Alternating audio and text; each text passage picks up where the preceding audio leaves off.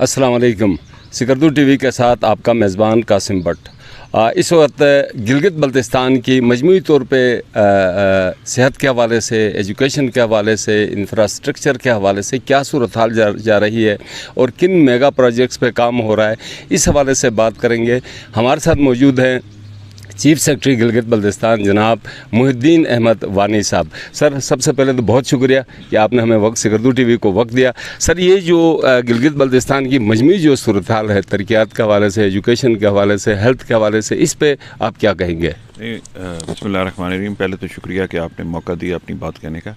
الحمدللہ جی، پچھلے 4-5 مہینوں میں ہم نے گورنمنٹ میں سے سپورٹ سے education, health, tourism, infrastructure, I T اور ٹیکنالوجی، ان سب میں نئی انٹرونشنز کی ہیں اور نئے اقدامات لیے ہیں، جس کا مقصد یہ ہے کہ یہاں کو نیشنل لیول پہ نمبر 1 ریجن بنانا.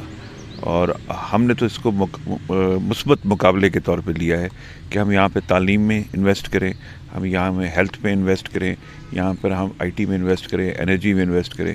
اور انشاءاللہ آپ دیکھ رہے ہیں ساتھ ساتھ ہم نے بہت سارے انیشیٹیوز لیے اور بچوں کی کوالٹی آف لرننگ بہت امپروو ہو رہی ہے، انفراسٹرکچر امپروو ہو رہا ہے، ہیلتھ امپروو ہو رہی ہے. اور انشاءاللہ اگر زندگی رہی، صحت رہی اور موقع ملتا رہا تو اگلے 1-1.5 سال میں آپ دیکھیں گے بڑی یہاں ریڈیکل ٹرانسفارمیشن آئے گی انشاءاللہ. اچھا سر، اگر ہم اس کو مرحلہ وار کریں تو ترقیاتی جو ہمارا اسکیمیں ہیں وہ کون کون سے میگا پروجیکٹس ہیں پورے جی بی کی؟ آپ 2-4 کے نام لے سکتے ہیں؟ دیکھیں، ایک تو یہ نا، یہ میگا پروجیکٹس کا لفظ ہی مس نامر ہے. میگا پروجیکٹس ہوتے ہیں میٹروپولیٹن، بڑے بڑے 2-3 کروڑ کے شہروں کے. یہ 20 لاکھ سے 22 لاکھ آبادی کا ایریا ہے. یہاں پر انسانوں پہ انویسٹمنٹ کبھی نہیں ہوئی.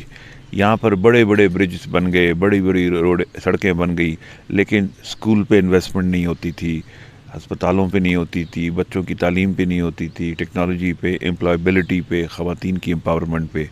تو ہمارا میگا پروجیکٹ یہی ہیں کہ ہم انسانوں پہ انویسٹ کر رہے ہیں.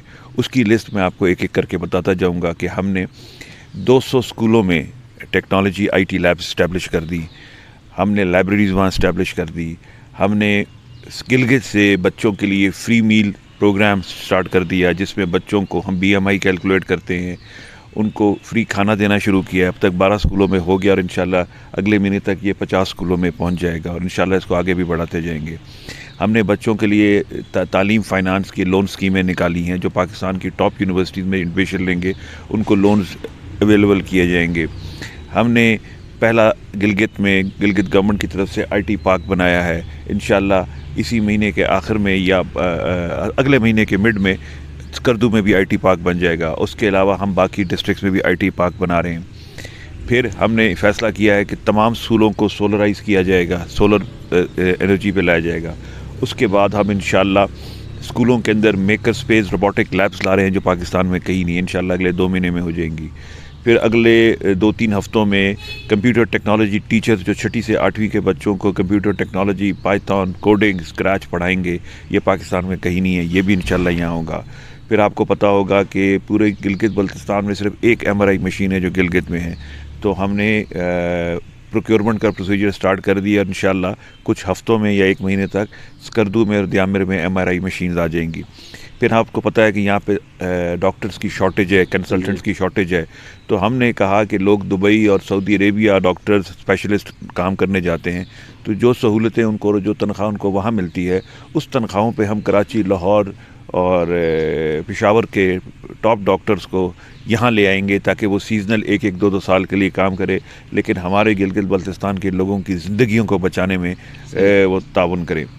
اس کے علاوہ آپ کو پتہ چلا ہوگا کہ گلگت میں اور بلتستان میں اگلے 1 ہفتے میں ہم نے پائلٹ کے طور پہ خواتین کے لیے فری بسز کا اجرا کر دیا ہے، جو انشاءاللہ 5 تاریخ سے وہ سٹارٹ ہوگا.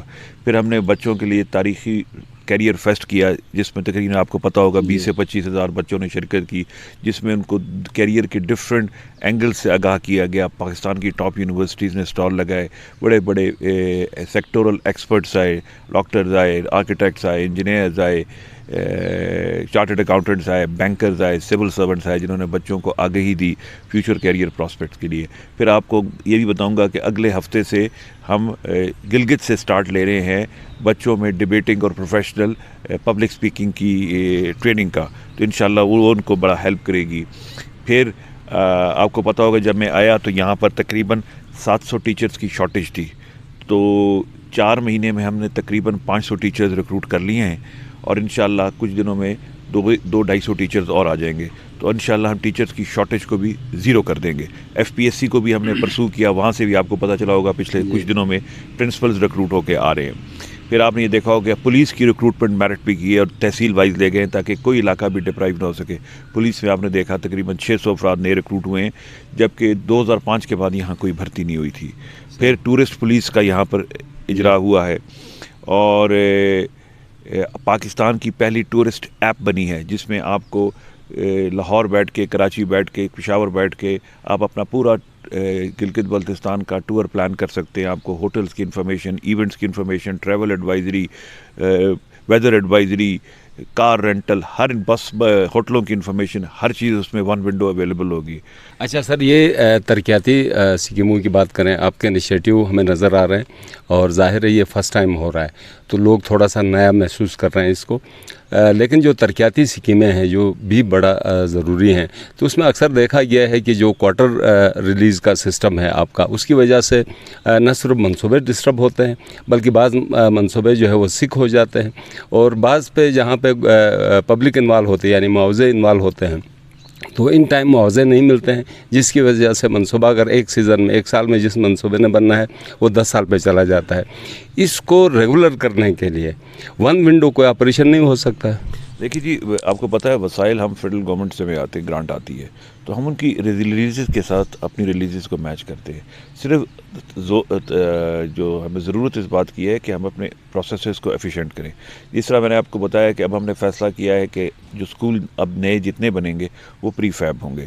اس سے فائدہ یہ ہوگا کہ آف سیزن بھی یہ کام ہو سکے گا, کاسٹ 1/3 ہو جائے گی, اسپیڈ ٹرپل ہو جائے گی. تو یہ ایک سلوشن نکالا ہے. چھوٹی ڈسپینسریز وہ بھی پری فیب بنیں گی, تو اس میں بھی آپ کو جو ریلیزز والا مسئلہ, ایفیشنسی کے مسئلے, تو بات نیت کی ہے, ایفیشنسی کی ہے. انشاءاللہ نیت بھی نیک ہے, ایفیشنسی بھی ہوگی. اچھا سر, آپ نے ہیلتھ کی بات کی, MRI مشینوں کی بات کی, لیکن اگر ہم دیکھیں تو بلتستان ریجن کی بات کریں, 4 اضلاع ہیں, ENT ڈاکٹر گزشتہ 2 سال سے نہیں ہے. اس کمی کو کس طرح پورا کرنے جا رہے ہیں؟ میں نے آپ کو یہ بتایا نا کہ ہم نے پورے پاکستان سے اسپیشلسٹ ہائر کرنے کا فیصلہ کیا ہے مارکیٹ ریٹ پہ, تو ENT آپ بے فکر ہیں, سب شارٹیج ختم ہو جائے گی اگلے 2-3 مہینے میں. اچھا, شارٹیج سے مجھے بجلی یاد آ گئی سر. تو بجلی کا بحران جو ہے میرے خیال میں پورے GB کا کامن ایشو ہے, اور اسپیشلی اگر ہم بلتستان ریجن کی بات کریں, پانی کتنے سورس ہمارے پاس موجود ہیں, لیکن بجلی جو ہے میرے خیال میں 2 گھنٹے سے زیادہ ہمیں نہیں ملتی, اور لوگ سڑکوں پہ آ رہے ہیں, کبھی ادھر احتجاج کسی چوک پہ ہوتا ہے, کبھی کہیں ہوتا ہے. تو اس کو مستقل حل, ایک تو شارٹ ٹرم پالیسی اور ایک لانگ ٹرم, ہم کس طرف جا رہے ہیں؟ دیکھیں, اس کی لانگ ٹرم کے لیے ہے کہ ہائیڈل پروجیکٹس میں انویسٹ ہو رہا ہے, فیڈرل گورنمنٹ سپورٹ کری ہے, ہمارے ADB میں پروجیکٹس ہیں, کیونکہ پاور پروجیکٹس 4-6 مہینے میں نہیں بنتے, اس میں سال لگتے ہیں. لیکن شارٹ ٹرم میں ہم نے اس دفعہ انٹرونشن کی ہے کہ ہم اپنے پاور کی جو شارٹیج ہے to the extent of school اور ہاسپٹلس, اس کو تو ہم سولر سے انشاءاللہ پورا کر دیں گے, تاکہ وہ جو ریمیننگ بجلی ہے وہ ڈومیسٹک کنزیوم. دوسری بات ہے, ہم انشاءاللہ ڈیجیٹل میٹرز لا رہے ہیں تاکہ یہ جو بجلی کی چوری ہے اور ریکوری ہے وہ بھی ریزالو ہو سکے.